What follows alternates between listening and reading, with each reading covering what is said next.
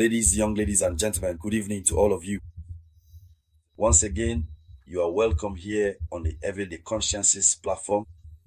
In international news, the United States of America and Israel are having trouble sleeping. They are having trouble sleeping. They are panicked about the direction that Russian-Iranian relations are taking. The Iranian Minister of Defense traveled to Russia, where he met with his esteemed counterpart, the Minister of Defense, and subsequently met with President Vladimir Putin. Now, this is what is causing the insomnia. What is the purpose of this meeting?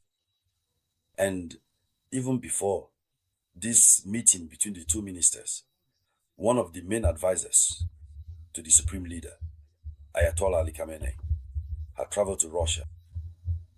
And well before that significant development, a crucial tripartite meeting had already taken place, involving the esteemed Chinese Ministry of National Defense, the prominent Russian Ministry of Defense, and the influential Iranian Ministry of Defense, specifically on the Chinese side, to discuss matters of mutual interest and strategic importance.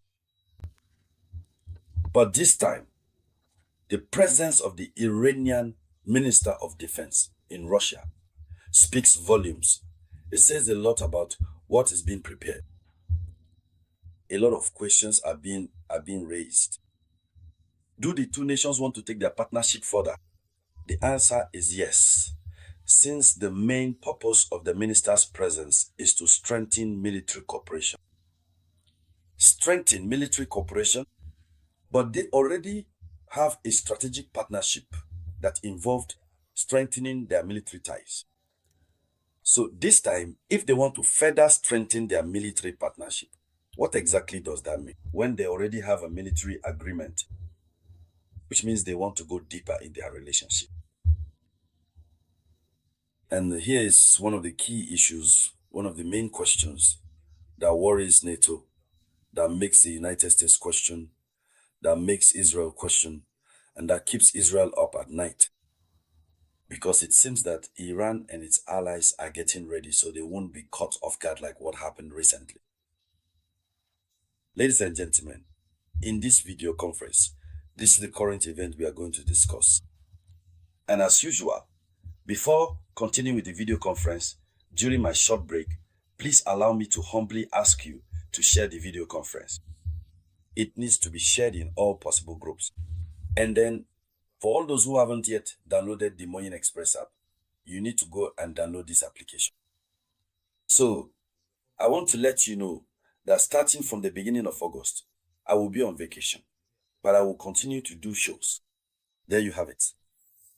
So, let's dive deeper. According to official information, the Iranian and Russian defense ministers are currently discussing military cooperation. They are discussing military cooperation. However, they are already engaged in military cooperation. Russia and Iran are in a military cooperation. This even led to, during the 12-day war, some people coming out and saying, listen, that's how it is. Russia's military cooperation with Iran. Some even went so far as to say, but Russia didn't do anything. Russia didn't help Iran. However, what Russia did behind the scenes was significant. While there was fighting between Tehran and Tel Aviv, Russia intellectually blocked certain decisions at the UN Security Council in favor of Iran. They are in a military partnership, a cooperation. And then he comes back to discuss. But what kind of military cooperation are they discussing? That's what scares the West. Are these two slowly moving toward the kind of partnership that exists between North Korea and Russia? They don't even want to think about that. Because if that happens, if they reach such a partnership, such military cooperation, it will mean that Russia is forming a military alliance similar to NATO, but even more powerful than NATO. Let's go deeper. The Iranian Minister of Defense, Aziz Nasrizadeh, met with his Russian counterpart, Andrei Belousov, in Moscow to strengthen military ties. According to an official statement from the Iranian ambassador, His Excellency Kazem Jalali, this is precisely what the Iranian ambassador himself stated and conveyed. It was about strengthening bilateral cooperation in the military and defense sectors. Strengthening in the military and defense sectors. That's all.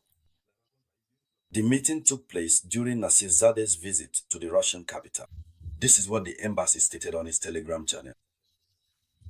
They did not add any further information. This is classified state information.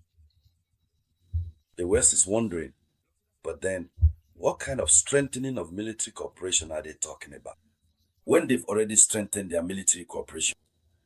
Iran delivers to Russia everything Russia wants, and Russia also delivers to Iran everything Iran wants. What strengthening? What kind of strengthening are we talking about? This is exactly how it started with Kim Jong-un as well. And that's what scares Donald Trump.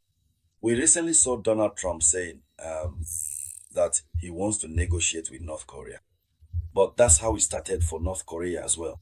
Until Kim Jong-un traveled in the green train, he went to Moscow. But after that, everything changed. We just waited. It's like the end of a movie. We heard Gangan. Article 4 of the pact, the Strategic Cooperation Treaty between North Korea and Moscow, states that collective defense in case of an attack. And just recently, they have increased it even further. So the question remains, what is Iran trying to? What does it want to undertake with Russia? So you know that Israel is preparing to strike Iran again. But in recent days, we've learned that in the past 24 hours, Israel has reached an agreement with the international troika, that is the United Kingdom, France, and I believe another country to resume negotiations on the Iranian program, the Iranian nuclear program. But whatever happens, Iran must prepare itself, because Iran also has limits that even Iran does not wish for. No, not at all. And so, ladies and gentlemen, that's the top international news story.